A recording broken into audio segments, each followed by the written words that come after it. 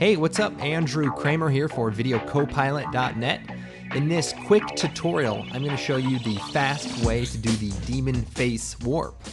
I'm going to leave out some of the explanations and some of the more advanced tips, but you will be able to get a pretty good idea of the simplicity of this effect. So here's what we have. All right.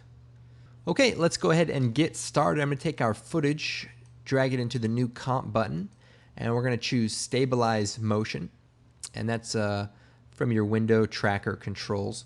And we're going to set rotation, and I'll zoom in here, put one on the left eye, one on the right eye, not too big, and we're going to click analyze forward.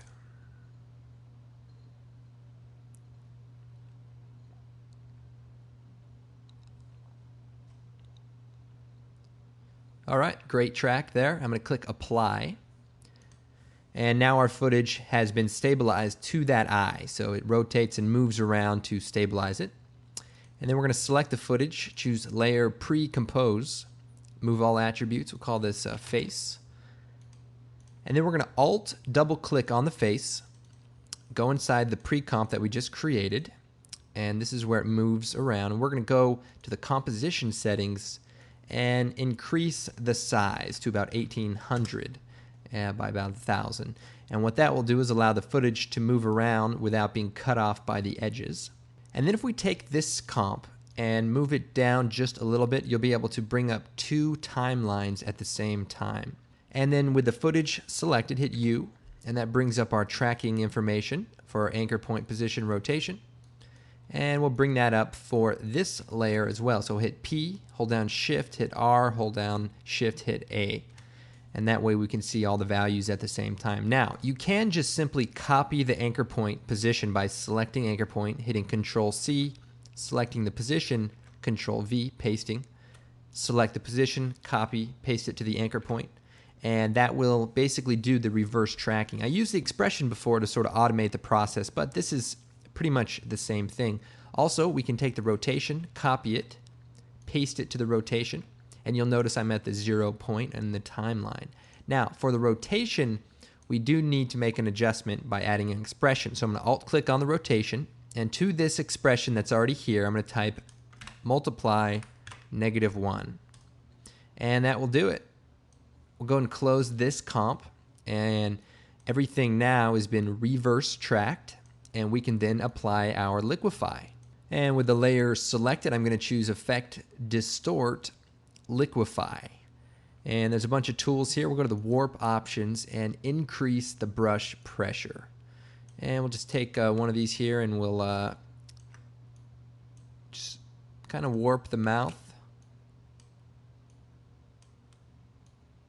Kind of like a heart for Valentine's Day.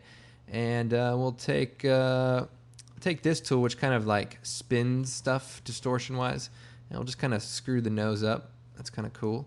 And we're going to make one eye small and one eye a little bit bigger.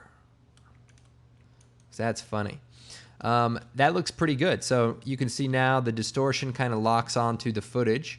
And the other thing we can do is change the distortion percentage to keyframe it. So we'll just move right before he opens his mouth, and we'll set the distortion percentage to 0 and set a keyframe.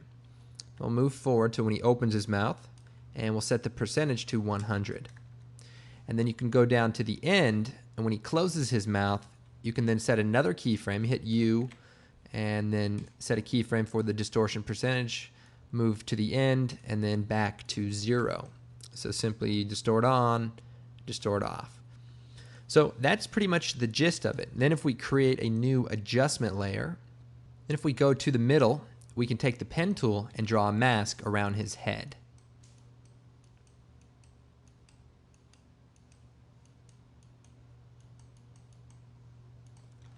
Okay, and if we hit MM, bring up the feather option, set that to 5 and the expansion to 5.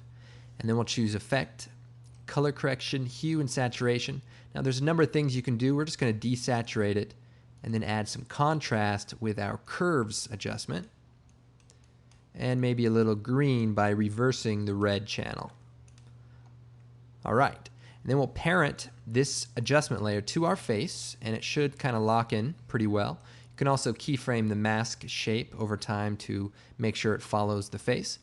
Then we'll go to the face, hit U, and what we want to do is link the opacity of the adjustment layer to the distortion percentage so that it shuts off. So we'll Alt-click on the opacity, take the pick whip, drag it to the distortion percentage, and you'll see it's at 100 and the distortion percentage is at 100, and they basically will stay synced together. So it fades on and then it fades off. And like I said, you can go and make adjustments to the mask and keyframe them if you need to. But anyway, this is basically the quick version of the effect. Of course, you can check out the entire 25-minute version for the real rundown. But for anyone who thought it was just a little ahead of their skills, I just wanted to show you how simple this effect is and yet how powerful also. Well, I hope you guys enjoyed this mini tutorial, and I hope you guys come up with some crazy faces because we want to see them. Anyway, I'll see you guys next time. This is Andrew Kramer for VideoCopilot.net. Come check out the blog, and of course, check out our great DVDs. We'll see you next time.